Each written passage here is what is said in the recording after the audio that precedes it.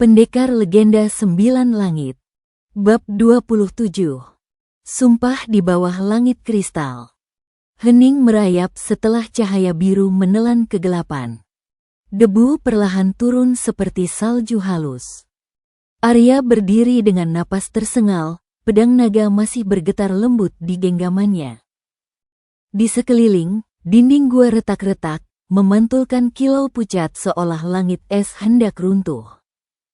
Sari berlari menghampiri.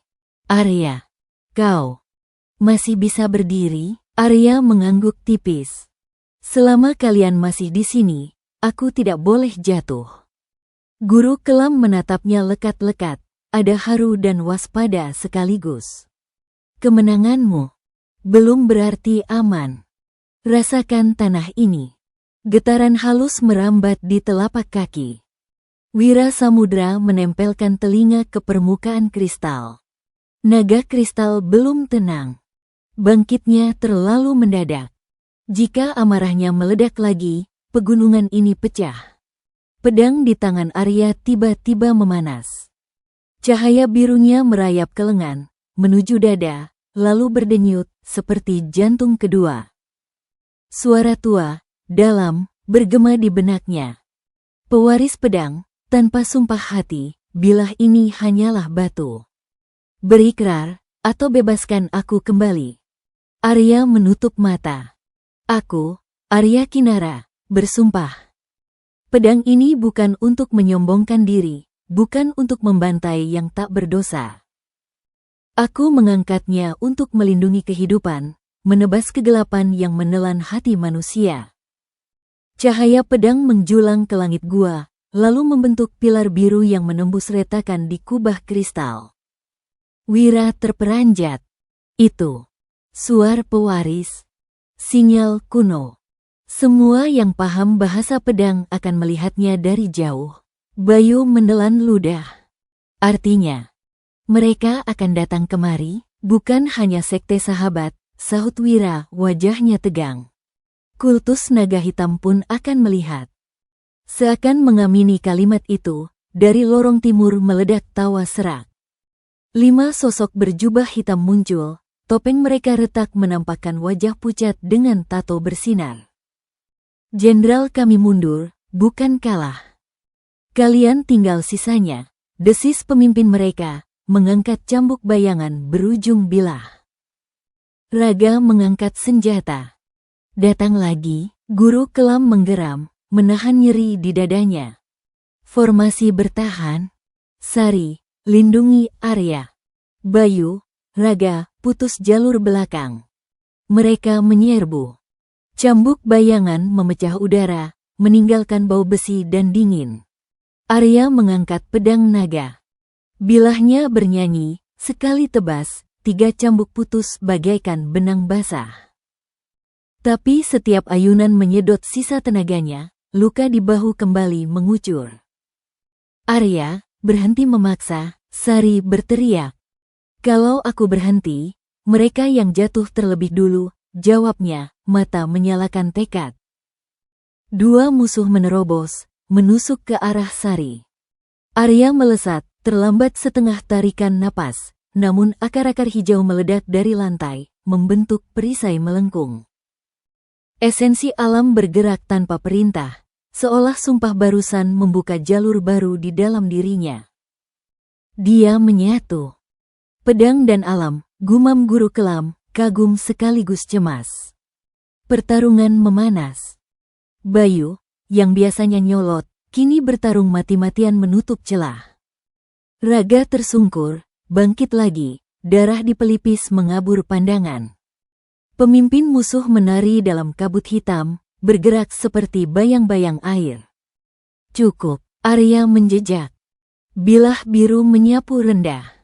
Kabut tersibak. 2 lawan tumbang. Namun pemimpin itu justru tertawa. Kau mengira ini semua tentang kami? Lihat ke atas, pewaris kecil. Kubah gua berderit.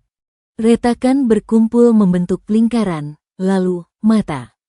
Sebuah mata hitam raksasa, setipis selaput, menatap dari balik retakan, dingin dan menjijikkan. Suara yang bukan suara menelusup ke tulang. Pedang itu akhirnya bangun. Menarik. Nikmatilah nafasmu, Arya Kinara. Dalam 3 malam, aku, Pangeran Kelam, akan datang mengambilnya sendiri. Sari memeluk lengan Arya tanpa sadar. Wira bergetar. Guru Kelam menahan pedih di dadanya dan berteriak, "Jangan menatap. Itu proyeksi gaib, racun bagi jiwa." Mata itu berkedip sekali, dan semua torches padam. Gelap menelan, lalu pecah oleh dentum. Lorong barat ambruk, lorong utara memuntahkan badai es. Waktu mengecil. Kita harus keluar sekarang. Wira menunjuk celah sempit yang baru terbuka di sisi kanan altar. Itu jalur pernapasan gunung. Sempit, tapi aman. Pemimpin musuh mengayun cambuk terakhir, berusaha menutup jalan. Arya menangkis, lututnya hampir roboh. Sari menahan bahunya. "Aku di sini." Arya mengangguk, memutar pergelangan. Cahaya pedang menipis jadi garis murni. Satu tebas, sunyi, dan cambuk terbelah bersih. Musuh jatuh berlutut, menatap bilah biru tanpa berani mengangkat kepala. "Pergi," kata Arya rendah, "dan sampaikan pada tuanmu. Tidak semua kegelapan bisa menelan cahaya." Mereka berlari menembus celah.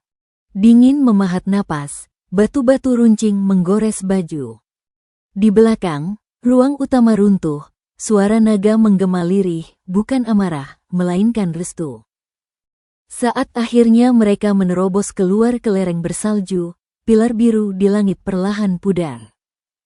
Digantikan korona hitam jauh di ufuk. Tanda. Guru Kelam jatuh berlutut, wajahnya pucat pasi. 3 malam. Kita harus bersiap. Sekarang, setiap jejak kita akan diburu. Arya menatap pedang naga yang bergetar hangat di telapaknya, lalu menengadah ke langit yang memar. Kalau begitu, 3 malam ini akan jadi milik kita. Kita yang menentukan artinya. Takut atau tekad. Pedang naga bernyanyi pendek, seolah setuju. Bab 28. Jejak bayangan di salju. Salju turun deras di lereng gunung, menutupi jejak-jejak mereka dengan cepat. Nafas berubah jadi asap putih, tiap langkah seperti memikul beban 1000 batu. Arya berjalan paling depan, pedang naga diselipkan di punggung, bergetar tipis seakan ikut membaca bahaya di udara. Seolah ada mata yang terus mengawasi, gumam Sari sambil merapatkan jubahnya. "Bukan seolah lagi," jawab Guru Kelam dengan suara rendah. "Setiap gerakan kita sekarang menjadi cahaya bagi mata-mata kelam." Raga yang masih berdarah di pelipis menoleh gelisah. "Guru, apa tidak sebaiknya kita sembunyi dulu di lembah bawah? Jalan terus begini, kita habis sebelum perang mulai." Wira Samudra menggeleng. Tidak ada lembah yang aman. Satu-satunya tempat bernafas adalah kuil awan putih di puncak selatan. Di sana ada segel kuno, bahkan Pangeran Kelam harus berpikir 2 kali sebelum menembusnya. Bayu mendengus, meski suaranya lebih gemetar daripada sombong. Puncak selatan? Itu 3 hari perjalanan lewat jurang beku. Kita bahkan tak punya perbekalan cukup. Arya berhenti. Ia memandang salju putih luas yang kosong. 3 hari. Itu sama dengan waktu yang Pangeran Kelam berikan tadi. Semua terdiam. Kalimat itu terdengar seperti takdir yang dipahat. Matahari condong ke barat.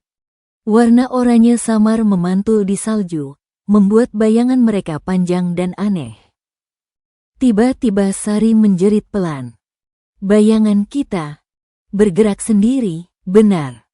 Bayangan di salju tidak mengikuti gerakan tubuh, melainkan bergeser liar, melilit, lalu terangkat.